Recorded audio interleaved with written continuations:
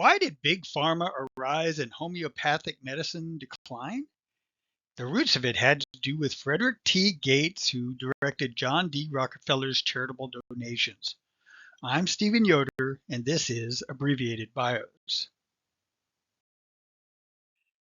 Frederick Taylor Gates was born on July 2nd, 1853, in Mines, New York, to the Reverend Grenville Gates and his wife Sarah Jane.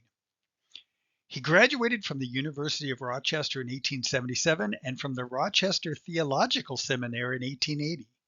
He then became the pastor of Central Church in Minneapolis, Minnesota. In 1882, Gates married Lucia Perkins, but sadly she died in 1883. He married again in 1886 to Emma Cahoon. They had 7 children, 4 boys and 3 girls. In 1888, Gates resigned from Central Church to raise money for a Christian school, the Pillsbury Academy. He showed a great ability to plan and execute a financial campaign. That same year, he became the corresponding secretary to the American Baptist Education Society. Gates surveyed Baptist education throughout the country. The society endorsed a project to create the University of Chicago. Gates led the raising of the money, which included $600,000 from John D. Rockefeller. John D. Rockefeller was impressed with Gates's performance in funding the University of Chicago. Plus, he was a Baptist, like Rockefeller. In March of 1891, Rockefeller was feeling overworked and sick. He offered Gates a job investigating and guiding some of his enterprises. One of Frederick Gates's most important investigations was of the Mesabi Iron Range, a money-losing investment of the Rockefellers. Gates developed the mines, a railroad, docks, and ships to carry the ore, and made the investment profitable. Later, he supervised the sale to U.S. Steel for $88 million. During the 1890s, George Pillsbury, founder of the flour fortune, was dying of an incurable disease. He hired Frederick to decide who would be the benefactors of his will. This gave Gates a lot of experience with guiding philanthropy. This experience, along with his experience with the Mesabi Range, greatly impressed Rockefeller. Rockefeller was always hounded by people wanting donations, and he needed help. Rockefeller put Gates in charge of all his philanthropy. Gates told John Sr., "Your fortune is rolling up like an avalanche. You must keep up with it. You must distribute it faster than it grows. If you do not, it will crush you and your children and your children's children." Gates began to focus on Rockefeller's charity on what he called scientific giving by acting in a more organized fashion and attacking areas neglected by government. Gates and Rockefeller began to push for compulsory state schooling through the General Education Board, which was founded in 1903. It eventually contributed $129 million to the public school movement. It helped build hundreds of high schools in the South where education had lagged. In 1901, Gates convinced Rockefeller to fund a research facility to make scientific discoveries to stop infectious diseases. This became the Rockefeller Institute for Medical Research, which is now called Rockefeller University. One success that they had that John D. Sr. was really interested in was the successful campaign to eradicate hookworm in the South. Once John D. Rockefeller II came of age, he decided to make his life work philanthropy, and he decided to work alongside Frederick Gates. For the most part, John D. Sr. was not interested in the details of what John D. II and Gates were doing.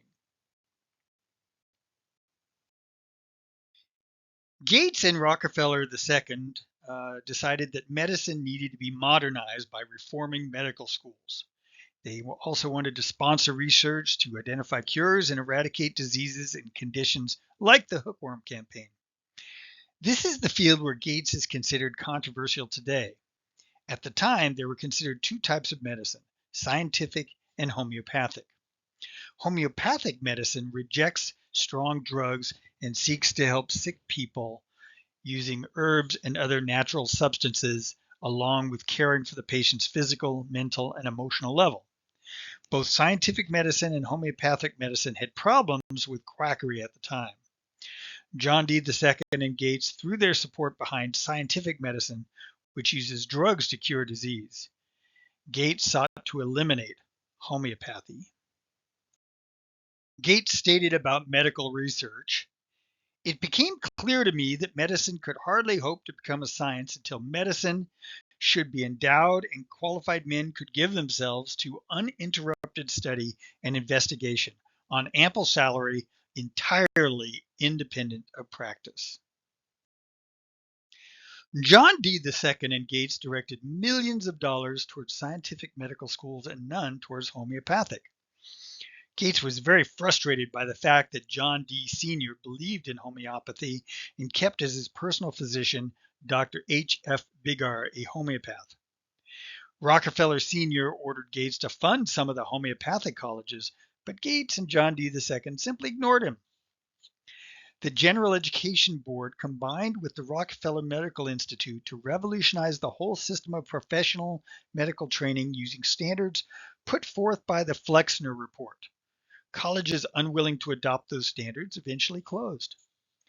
There were 22 homeopathic medical colleges at the time of the famous Flexner Report, which examined medical education in the early 1900s.